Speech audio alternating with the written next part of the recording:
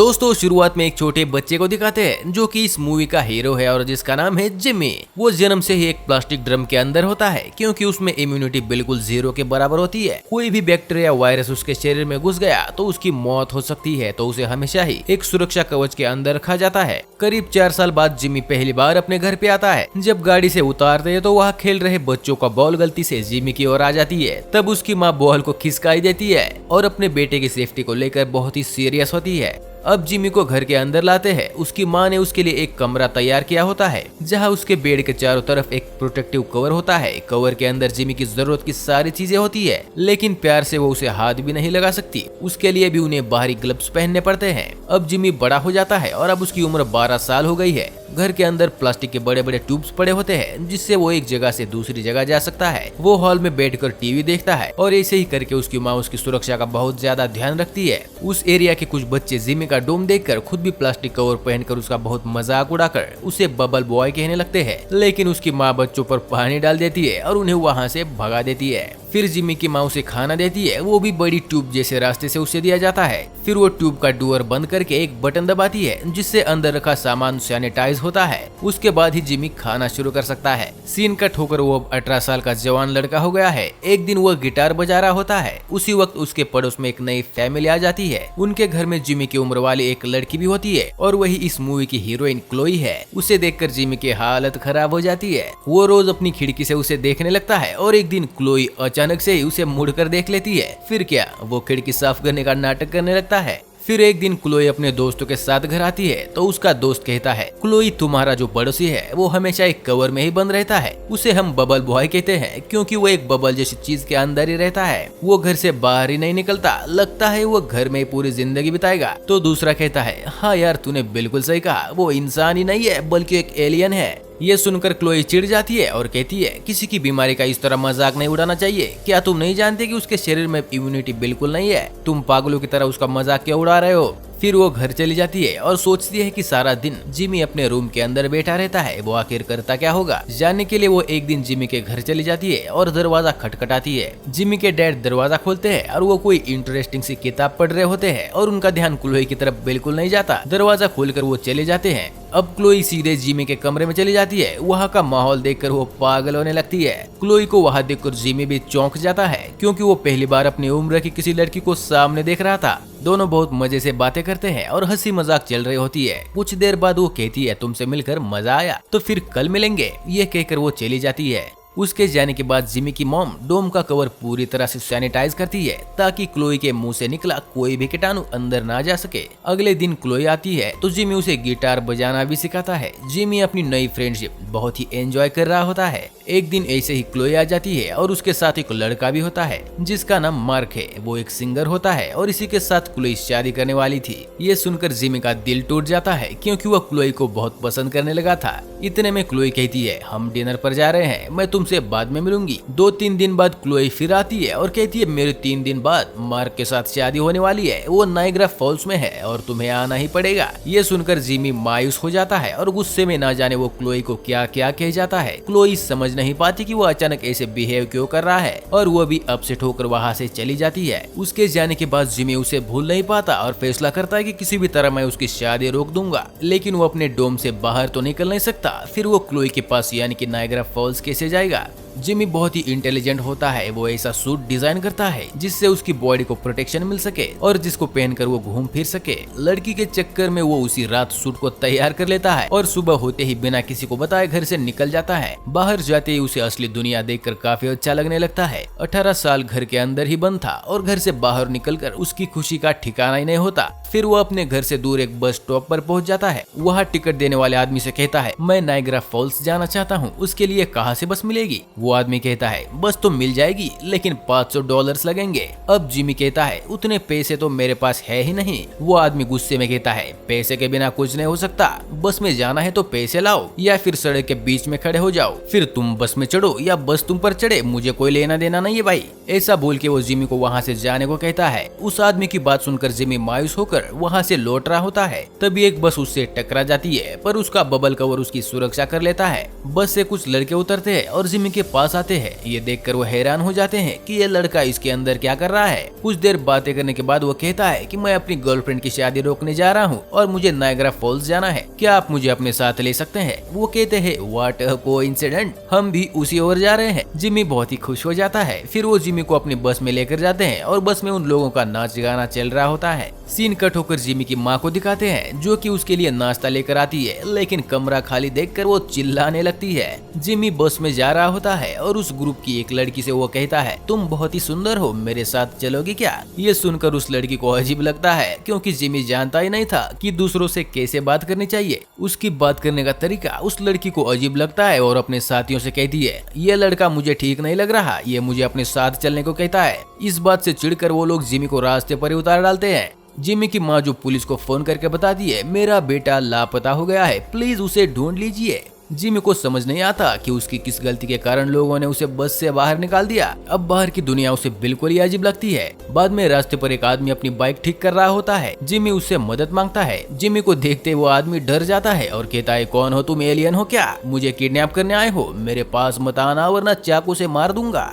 फिर हम देखते हैं कि बस के लोग एक जगह पर पहुंच जाते हैं जो कि आर्कियोलॉजी के स्टूडेंट्स होते हैं और किसी रिसर्च ट्रिप पर आए हुए होते हैं। उस जगह पर वो कोई पुराने इंस्क्रिप्शन को देख रहे होते हैं। उनका प्रोफेसर कहता है देखो उस जमाने में लोग भगवान को इसी रूप में दर्शाते थे। उनके चारों ओर रोशनी का एक चक्र होता है और भगवान हमेशा उसी चक्र के अंदर होते हैं। ये सुनकर वो लोग चौंक जाते हैं क्योंकि वे उसी रूप में अभी भी एक लड़के को बस से उतार चुके हैं। वो सोचते हैं भगवान ने हमसे लिफ्ट मांगी थी और अनजाने में हमने उसे मार मार कर बस से नीचे गिरा दिया। जिमी उस आदमी को अपनी कहानी बता रहा होता है। वो आदमी जिमी की बातों पर विश्वास करने लगता है और पूछता है उसे कहाँ जाना है। जिमी कहता है मुझे नायग्रा फॉल जाना है। वो आदमी लिफ्ट देने के लिए तैयार हो जाता है और फिर कुछ देर बाद वो लास वेगस को पार कर रहे होते हैं और ये एक बहुत ही बड़ी सिटी है जहाँ जिमी उसे देखकर बहुत ही हैरान हो जाता है क्योंकि वहाँ के लोग शराब और पार्टीज में बहुत ही एंजॉय कर रहे होते हैं। वो शहर कसिनोज और पार्क से भरा होता है। उसके चेहरे पर इतनी हैरानी देखकर वो उससे पूछता है क्या तुम पहली बार यहाँ आए हो, चलो मैं तुम्हें कुछ दिखाता हूँ। वो जिमी को एक कसिनो में लेकर जाता है जहाँ पर जिमी बहुत सारे गेम्स खेलता है। तभी उसके ध्यान में आता है कि 2 दिन में क्लोए की शादी है और उसे भूलकर मैं यहाँ पर वक्त बर्बाद कर रहा हूँ। फिर वो आदमी के पास जाकर कहता है सर आप मुझे यहाँ से लेकर चलिए, मुझे जल्द से जल्द नायग्रा फॉल जाना है। वो आदमी कहता है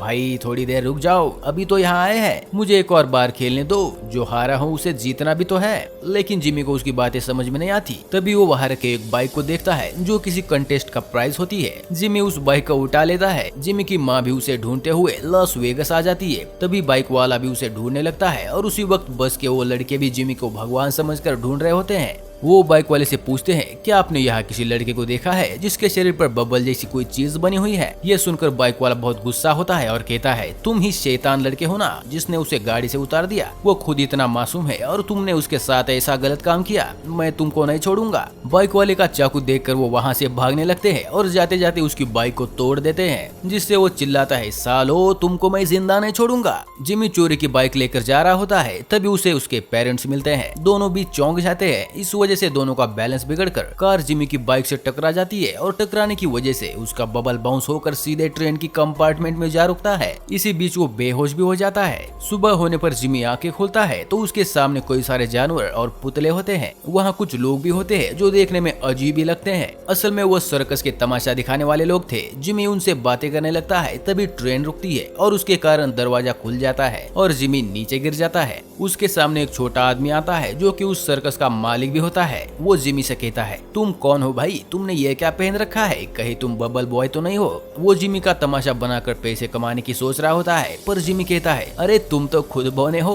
और इस कंपनी के मालिक भी हो। सुनकर बड़ा मजा आया। वो गुस्सा होकर बबल तोड़ने की कोशिश करता है। जिमी अंदर से उसे मुक्का मारता है और वो आदमी वहाँ से हवा में उड़ जाता है। फिर जिमी वहाँ से जाने लगता है तो उसके पीछे सर्कस के कुछ लोग भी आ रहे होते हैं क्योंकि उन्होंने देखा था कि जिमी ने उस आदमी को मार गिराया है। लेकिन जिमी कहता है मैं इतना बड़ा आदमी नहीं हूँ, मेरे साथ चलना तुम्हारे लिए खतरनाक भी हो सकता है। फिर वो अकेला ही एक होटल में पहुंच जाता है। वहाँ पर इंडिया का एक आदमी खाना खा रहा होता है जिसका नाम पुष्पक होता है। सर पर पगड़ी होती है। वहाँ के कुछ लोग उसका मजाक उड़ा रहे होते हैं कि ये आदमी एकदम जोकर की तरह दिखता है और टोपी तो देखो इसकी कितनी अजीब लग रही है। जिमी वहाँ पहुँचता है और कहता है तुम लोग उसका मजाक क्यों उड़ा रहे हो, ये उनके देश का पहनावा है। फिर एक आदमी पूछता है, अच्छा तो तुम कौन हो? तुम खुद एक मजाक लग रहे हो और इस बबल के अंदर क्या कर रहे हो? हमसे पंगा लेते हो? अब देखो मैं तुम्हारा क्या हाल करता हूँ। ये कहकर वो लोग जिमी को होटल के अंदर बंद कर देते हैं और बाहर से आग लगा देते हैं। जिमी का बबल जल गया तो वो मर जाएगा। जिमी यहाँ वहाँ भागने लगता है। इतने में पुष्पक अपनी ट्रक को होटल के पीछे लाता है और जिमी को चढ़ने को कहता है। दूसरी तरफ जिमी के पेरेंट्स उस ट्रेन को चेस करते हैं जिसमें जिमी गिरा था। फिर उस बोने मालिक से पूछते हैं। वो कहता है, मैं जानता हूँ वो कहाँ है, लेकिन मुझे भी अपने साथ ले चलोगे तो ही मैं बताऊंगा। सर्कस का बोना मालिक जिमी से बदला लेना चाहता था। इधर जिमी पुष्पक को अपनी पूरी कहानी सुनाता है, लेकिन अचानक गाड़ी के सामने गाय आ जाती है और उनका एक्सीडेंट हो जाता है। पुष्पक को बहुत बुरा लगता है कि बेजुबान गाय को उसने मार दिया। वो फूट फूट कर रोने लगता है। अब जिमी उसे दिलासा देने लगता है, पर वो कहता है, हमारे देश में गाय की पूजा की जाती है और मैंने उस गाय को ही मार डाला। मैंने बहुत बड़ा पाप कर दिया, अब मुझे नरक में जाना पड़ेगा। ऐसा कहकर वो सड़क पर ही उस गाय की पूजा करने लगता है।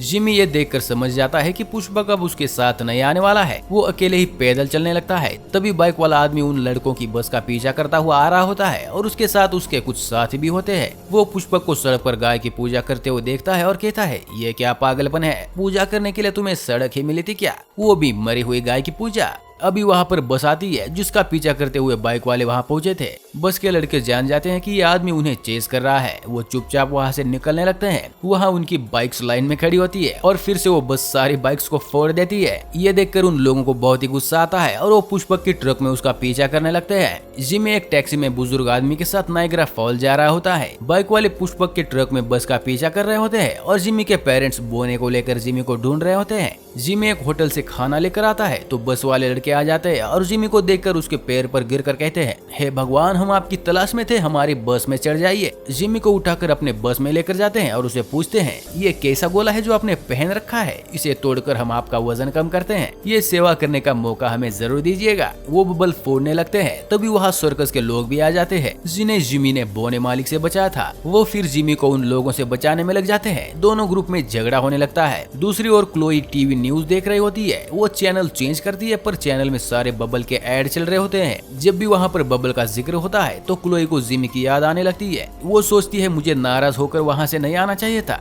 जिमी मेरे सपनों में क्यों आ रहा है? शायद मुझे उससे प्यार होने लगा है। बस के लड़कों और सर्कस वालों के झगड़े में बाइक वाले वहाँ पहुँच जाते हैं और अब सब एक दूसरे से लड़ने लग जाते हैं। फिर जिमी वहाँ से कल्टी मार देता है। सुबह होती है और जिमी सो के उठता है तो देखता है कि टैक्सी अभी भी चल रही होती है। बूढ़ा आदमी रात भर कार चला रहा था। ये देखकर जिमी पूछता है, चाचा जी आप इतनी देर तक गाड़ी कैसे चला लेते हो? लेकिन उसे कोई जवाब नहीं मिलता।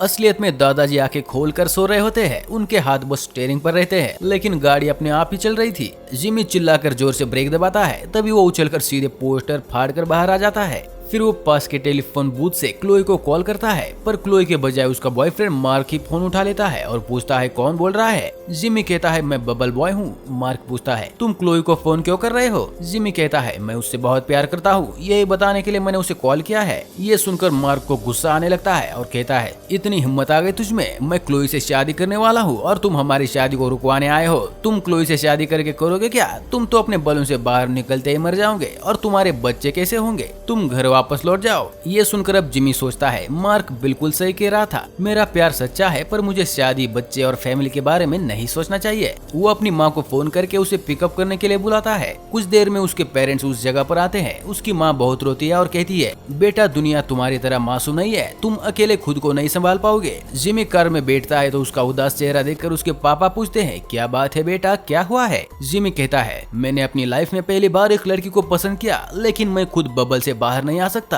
तो उसे कैसे संभाल पाऊंगा? उसके पापा कहते हैं, बेटा अगर इंसान कोई फैसला ले ले और उस फैसले पर डटा रहे तो इस दुनिया की कोई भी ताकत उसे रोक नहीं सकती। तुम खुद पर विश्वास रखो। ये सुनकर जिमी मोटिवेट होकर वहाँ से भागने लगता है। इसके बाद उसकी माँ, बस वाले लड़के और बाइक वाले लोग इसी तरह सभी वहाँ आ जाते हैं। तभी वहाँ एक छोटा सा विमान आता है और उसे चलाने वाला वही बूढ़ा आदमी होता है। जिमी उसकी प्लेन में चढ़कर दोनों वहाँ से रफू चक्कर हो जाते हैं। चर्च में क्लोई और मार्क शादी के लिए बिल्कुल तैयार होते हैं। जिमी और बुजुर्ग अपना विमान नायग्रा फॉल के ऊपर से उड़ा रहे होते हैं। वाटरफॉल को देखकर जिमी उछलने लगता है और कहता है, वाह, मेरी लाइफ में मैंने इतना खूबसूरत दृश्य कभी नहीं देखा है। फिर अचानक उस प्लेन का पेट्रोल ही खत्म हो जाता है और वो पानी में गिरते हैं। चर्च में क्लोई और मार्क से जब पादरी ये पूछती है कि क्या तुम शादी के लिए तैयार हो, तो क्लोई थोड़ी देर सोच में पड़ जाती है क्योंकि उसके दिल में बबल बॉय के लिए अभी भी जगह होती है। वो कंफ्यूज होकर कुछ नहीं कहती। तभी जिमी वहाँ पर पहुँच जाता है और उसे देखकर क्लोई का चेहरा एकदम से ही खिल जाता है। जिमी के लिए उसके दिल में प्यार था पर वो उसे समझ नहीं पा रही थी। जिमी को देखने के बाद उसे यकीन हो जाता है कि उसकी शादी मार्क से नहीं बल्कि जिमी से होनी चाहिए। जिमी कहता है इस बबल में पूरी जिंदगी रहने से अच्छा है मैं तुम्हें एक बार टच करके मर जाऊं। जिमी का प्यार देखकर क्लोई की आंखों में आंसू आ जाते हैं। जिमी उस बबल से बाहर आते ही उसे किस करता है और सभी लोग खुश हो जाते हैं। लेकिन तभी जीरो इम्यूनिटी अपना खेल खेल जाती है और जिमी बेहोश होकर नीचे गिरता है। ये देखकर क्लोई घबरा जाती है। तभी जिमी की माँ वहाँ पर आती है और चिल्लाती है, बेटा ये तुम्हें क्या हो गया है, मेरी बात तुमने क्यों नहीं मानी। बाकी सभी लोग भी वहाँ पहुँच जाते हैं और जिमी को जमीन पर देखकर दुखी हो जाते हैं। जिमी की माँ जोर जोर से रो रही थी। तभी जिमी के पापा उसकी माँ से कहते हैं उस रात को और मत छुपाओ, सबको सच सच बता दो। उसकी माँ कहती है क्या बात कर रहे हो, अब बताने की कोई जरूरत नहीं है। पापा कहते हैं अब तक जो हुआ सो हुआ, अब तो तुम्हें बताना ही पड़ेगा। तभी जिमी की माँ उससे कहती है बेटा उठ जाओ, तुम मरे नहीं हो, बिल्कुल जिंदा हो। बबल से बाहर आने से तुम्हें कुछ नहीं होगा, अब तुम उठ जाओ। जिमी आंखें खोलता है जिसे देखकर वहाँ खड़े लोग चौंक जाते हैं। उसकी माँ कहती है बेटा 4 साल की उम्र तक तो तुम्हारी इम्यूनिटी बिल्कुल जीरो थी, पर जैसे जैसे तुम बड़े होते गए वैसे ही तुम्हारे शरीर में इम्यूनिटी बढ़ती गई और आज तुम बिल्कुल एक आम इंसान बन गए हो। हमने तुमसे ये बात छुपाए रखी क्योंकि मैं चाहती थी कि तुम हमेशा मेरे पास ही रहो। मुझे डर था कि बड़े होकर तुम मुझसे दूर चले जाओगे। तुम्हें इस तरह बबल के अंदर रखने के लिए मुझे माफ कर दो बेटा। ये सब सुनकर जिमी को बहुत गुस्सा आता है, लेकिन उसे पता था कि उसकी माँ उससे बहुत प्यार करती है और इसीलिए उसने ऐसा किया था। माँ के गले लग के वो कहता है कोई बात नहीं माँ, रोना बंद करो। वहाँ खड़े सभी लोग जानकर बहुत खुश होते हैं कि जिमी बिल्कुल ठीक है। जिमी और क्लोई शादी कर लेते हैं, जिसके बाद सभी लोग अपनी लड़ाइयाँ भूलकर शादी को एंजॉय करने लगते हैं और यहीं पर मूवी खत्म हो जाती है। दोस्तों वीडियो को लाइक करके चैनल को सब्सक्राइब जरूर कीजिएगा।